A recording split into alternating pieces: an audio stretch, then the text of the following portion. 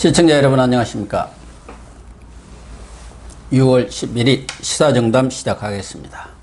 문재인 정부가 기업하기 좋은 나라 만든다고 공약을 했는데 코로나 사태로 우리 경제가 아주 바닥을 길 정도로 최악인 상태에서 기업을 옥죄는 법안들을 융단 폭격식으로 입법 예고하고 나섰습니다. 규제를 혁신하기는커녕 규제만 늘리는 우리 정부의 경제 정책을 보면서 과연 해외로 떠난 기업들이 되돌아오겠습니까? 윤영걸 전 매경닷컴 대표님과 함께 이 문제를 따져보도록 하겠습니다. 안녕하세요. 네, 안녕하세요. 윤 대표님. 네. 본론에 들어가기 전에 네. 홍남기 부총리 계시잖아요. 네. 그분이 지금 뭐 누가 보더라도 고용이 아주 뭐 최악 정도가 아니라 뭐 역대급으로 어려운 상황 아닙니까? 네. 그런 상황에서 요새 고용이 좋아졌다 이런 말을 하고 나섰어요. 우리 경제가 지금 그렇게 호전되고 있는 상황입니까?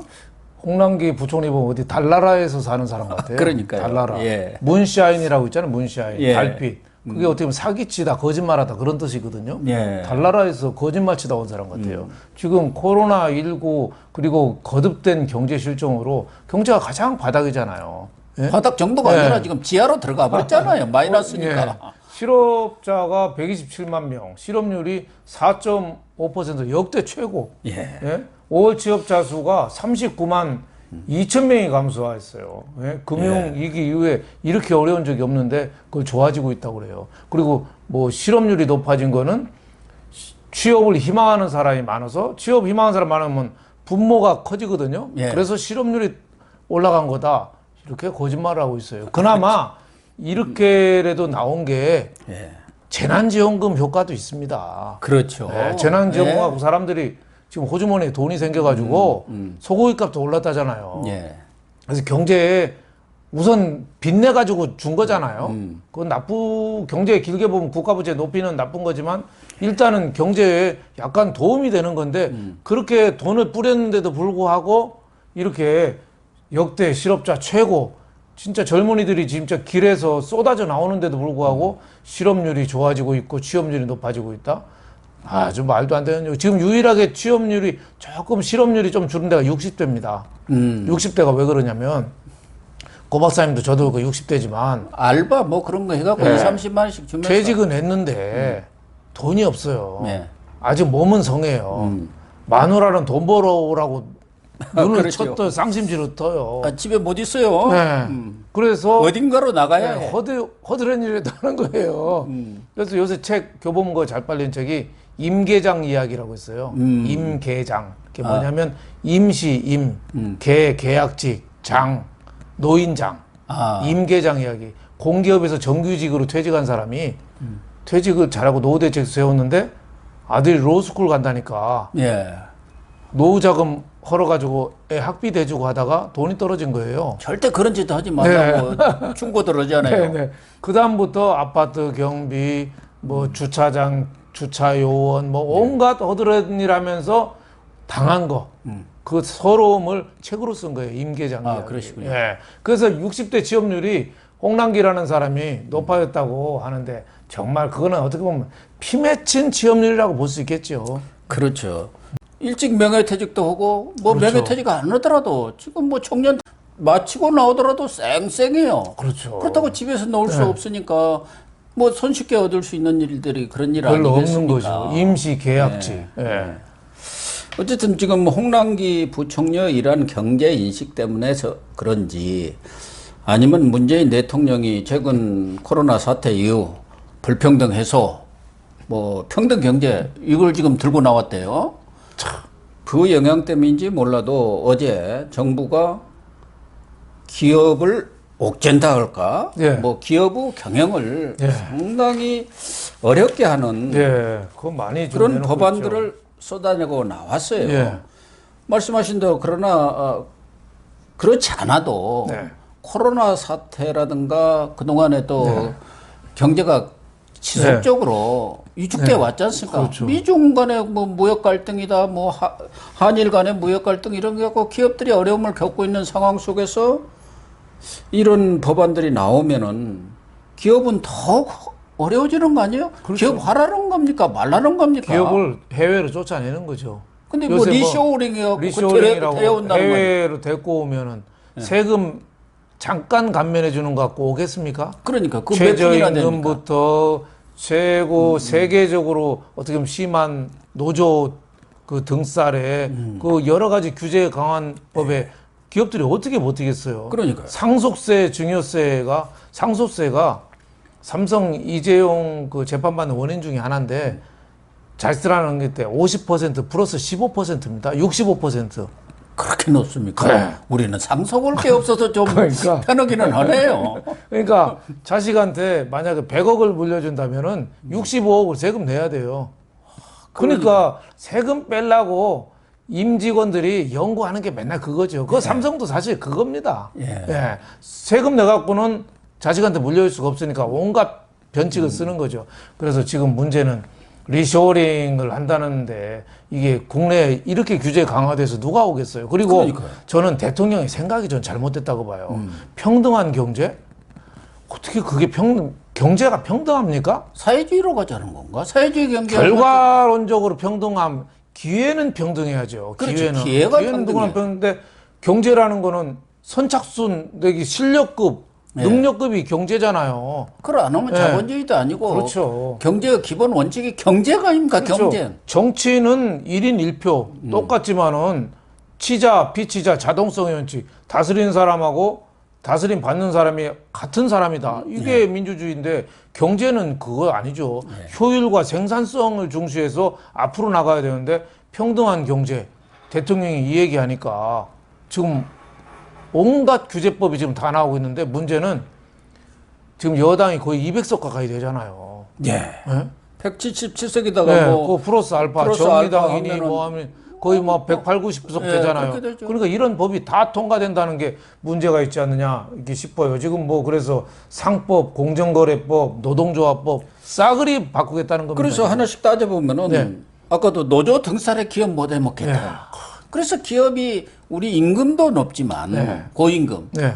노조 때문에 못 하겠다 해가지고 많이 나가지 않습니까? 그렇죠. 중국으로 이제 갔다가 중국에서도 나도 규제도 많고 여차하면 뭐 이렇게 하니까 이제 베트남 또 뭐 어디 인도네시아 이렇게 막 흘러가고 있는데 지금 이번 노동법 개정안을 보면은 그렇지 않아도 지금 민노총 공하고 민노총 세상이라고 할 정도로 노조가 지금 아주 강하지 않습니까? 네, 그렇죠.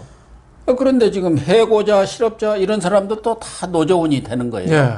해고가 되는데 나갔는데 노조원이에요. 임원도 할 수 있어요. 실업자도 노조원이에요. 그러니까 이게 이제 정교조가 가장 강하게 요구하고 있는 거 아닙니까? 그 해고된 교사들이 노조원으로 돼 있어가지고 법의 노조가 돼버렸잖아요. 그렇죠. 그게 법 위반이라 해서. 그래서 이제 정교조가 강력히 주장하고 있는데 그것과는 별개로 이렇게 해고자, 실업자까지 다 노조원 된다면은 뭐 이제 강경투쟁 훨씬 더 강화될 수밖에 없는 그렇죠. 거예요. 한번 해고됐는데 해고도 참 어려워요 우리나라가. 해고하기가 정말 여러 가지 규제가 많아서 해고도 어려운데 설사 해고가 됐다고 해도 노조 만들어가지고 복지투쟁하는 거예요. 복지투쟁하고 또 거기에서 뭐 간부 같은 거 자리를 주면 그렇죠. 거기서 다 임금 받고 그렇게 보장을 해주지 않습니까?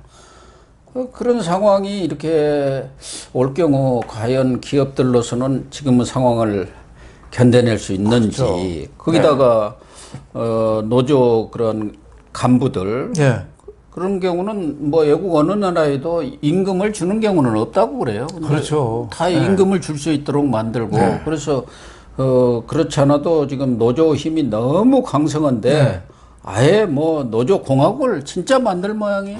노조 공화국이 되버렸죠. 그게 이제 평등 경제인가요? 그러니까 거꾸로 가는 거죠. 이 기업가 정신이 살아야 되는데 기업들은 죄인시하고 배관시하고 무시하고 저렇게 노조원을 우대하는 쪽으로 저렇게 가면은 기업이 저는 노조원을 괄시해도 안 돼요. 물론이죠. 그러니까 경영하는 사람하고 노조원하고 힘의 균형이 있어야 돼요. 경영이 잘못하면 노조에서 견제도 할 수 있어야 되고, 아니면 노동 쟁의권도 있잖아요. 한데 무리하게 저렇게 노조 편만 정권이 드는 게 이게 자본주의를 후퇴시키고 가뜩이나 경기가 나쁜데 네. 더 좀 위축시킬 가능성이 있어서 우리 앞으로의 우리 경제에 코로나19 시대의 경제에 가장 큰 복병이 저는 강성 노조가 아닌가 이렇게 생각이 됩니다. 물론 과거 오랫동안 일부 재벌이라든가 또 악덕 기업들이 경영권을 뭐 마음대로 휘두르고 또 약한 노조를 탄압한 사례는 많죠. 그렇기 때문에 그동안 민주화 이후 노조 상권을 확실하게 보장해주는 조치들을 끊임없이 취해왔지 않습니까? 그런데 지금의 경우는 어떻게 보면은 오히려 역전이 완전히 된 세상이 아닌가 그런 생각이 드는데 어젠가도 여의도에서 뭐 민주노총 집회가 있더라고요. 그 신문에 보니까 방송하는 거 보니까 근데 거기는 뭐 지금 사회적 거리두기 하고 있잖아요. 그냥 몇 천 명인지 뭐 만 명인지 모르는데 그냥 꽉 모여가지고 이렇게 집회를 하고 있어요. 정말 얼마 전에는 뭐 교회라든가 이런데 밀집해서 앉아 있는다 해갖고 그렇게 뭐 맞고 막 그랬잖아요. 공무원들까지 동원해갖고. 근데 이 노조는 아무도 간섭을 못한 아주 여기가 정유기억연대보다도 더 센 성역 아닙니까? 그렇죠. 어떻게 보면은 진짜 권력이 돼버렸죠. 기득권이 돼버렸고 그 원인을 둘러보면은 되살려 보면은 촛불 집회가 어떻게 해서 됐습니까? 민노총이나 이 노조들이 적극적인 참여로 어떻게 보면은 지방에서 버스 대절해 오고 그 판이 많이 흔들렸잖아요. 그래서 문재인 정권 탄생의 1등 공신이 지금 노조가 돼버렸잖아요. 그래서 그러니까 계속 정권에서 눈치 보고 있는 거죠. 청구서 내고 있지 않습니까? 그때마다 그때 쩔쩔매잖아요. 사람 다 동원해주고 뭐 일부에서는 또 자금 지원 그게 이런 집회를 하다 보면 많은 막대한 돈이 들어가잖아요. 그렇죠. 그런 것들이 이제 민노총에서 나왔다는 얘기가 그때 많이 있었지 않습니까? 그러니까 지속적으로 정부에 대해서 어떻게 보면은 압박이랄까? 공갈 많이 치잖아요. 그렇죠. 처음은 청와대 앞에 가서 물러나라! 누구 때문에, 누구 덕에 거기 앉아 있느냐, 뭐 이러고 있잖아요. 그렇죠. 그러니까 앞으로 이제 노조가 저렇게 너무 나서면은 기업을 경영할 수가 없게 되는 거죠. 문재인 정권이 지금 두 가지 방향을 너무 눈치 보고 있잖아요. 하나는 노조, 하나는 북한. 그렇죠. 쩔쩔매잖아요. 거의 무릎 꿇고 기어다니고 있잖아요. 설설 기죠. 설설 기어요. 또 하나는 이제 또 공정위원회에서 공정거래법 또 개정안을 입법하고 했지 않습니까? 그동안 전속고발제 이 문제가 상당히 논란이 되어 왔었던 건데 이제 전속고발제도 폐지를 하고 또 총수 일가들의 그런 일감 몰아주기, 총수 일가를 위한 것이죠. 그 부분도 뭐 그 부분은 저는 괜찮다고 봅니다. 좀 강화한 것은. 요 근래 시민단체까지도 일감 몰아주기 해갖고 지금 비난을 받고 있는데. 좀 심한 거는 그런 거 뭐 규제는 당연히 근데 해야죠. 이런 전속고발제가 폐지가 될 경우 이제는 지금은 공정거래위가 고발을 해야 뭐 수사를 하고 조사를 하고 그러고 있지 않습니까? 그런데 이제는 앞으로는 시민단체, 소비자 누구든지 고발을 할 수 있는 거 아닙니까? 불공정 행위로. 또 법원에다가 그 불공정 해제 청구권 이런 것도 금지 청구권도 낼 수 있고. 그렇게 될 경우 많은 그런 그 소송들이 벌어질 수 있고 또 검찰, 경찰 뭐 동시에 수사를 할 수 있는 거죠. 천지에서 이제 수사하려고 검찰, 공정이 중복 수사가 되는 거죠. 특히 검찰은 본건 빼놓고 다른 거 갖고 별건 수사하잖아요. 누구 수사해서 잘 안 나오면 다른 거 수사해서 그거 대라 이래서 별건 수사하는데 본건 수사 말고 이 별건 수사로 기업을 옥죄할 수가 있는 거죠. 그러니까 지금 삼성그룹 CEO들이 일주일에 하루는 서초동으로 출근하거든요. 서초동에 삼성그룹 본사가 있어서 글로 가는 게 아니고 법원 경찰청으로 가요. 그 변호사들하고. 그러니까 하도 검찰 법원에서 오라는 게 많으니까 그 검찰 법원한테 사정을 해가지고 하루로 좀 몰아달라. 그래가지고 일주일에 하루는 서초동으로 가요.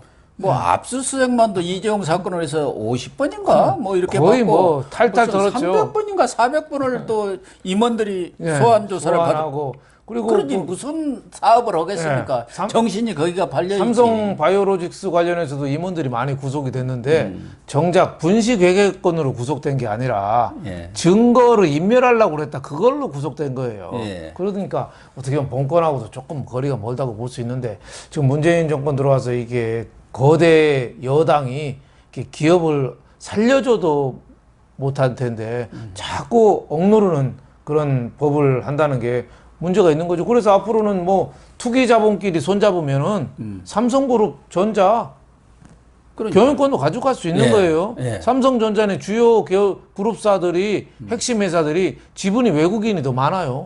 그렇죠. 얼마든지 뺏어갈 수 있는 거라 굉장히 우리가 위기감을 갖고 대처해야 된다 이런 생각이 듭니다. 네. 정말 그런 것 같아요. 네. 이렇게 공정위에서 물론 공정거래 질서를 네. 확립하는 건 좋아요. 예.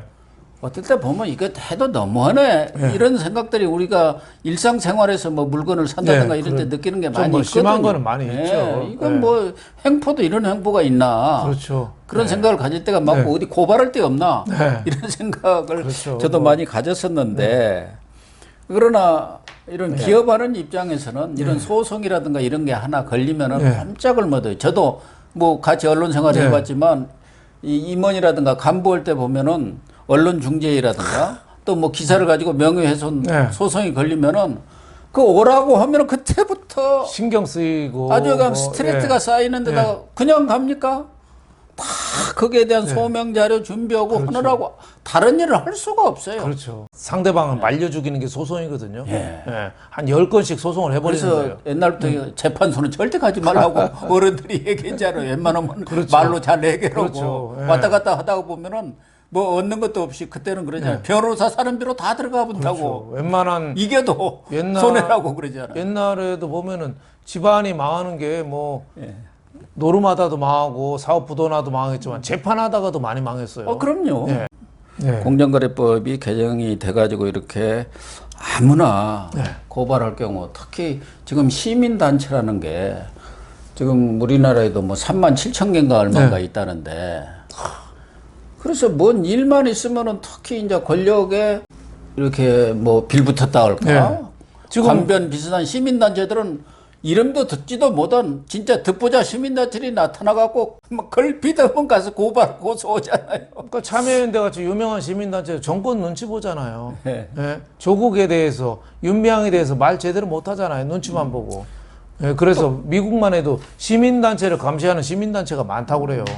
우리도 아이고. 그거 좀 빨리 바꿔야 되지 않나 싶어요. 네. 미국 같은데 대다수 선진 외국에서 그런 NGO들, 시민단체들은 정부 지원금이라다 보존금을 거의 안 받습니다. 그러니까 후원금, 진짜 성금, 후원금으로 운영하기 때문에 정부 눈치를 덜 봐도 되는데 우리 시민단체들이라는 게 시민 없는 시민단체고 하나 꾸려놓고 정부 지원금 받아가지고 그걸로 운영하는 거예요. 그리고 예. 시민단체 관계자들은 어떻게 한 자리 찾아서 가고. 예.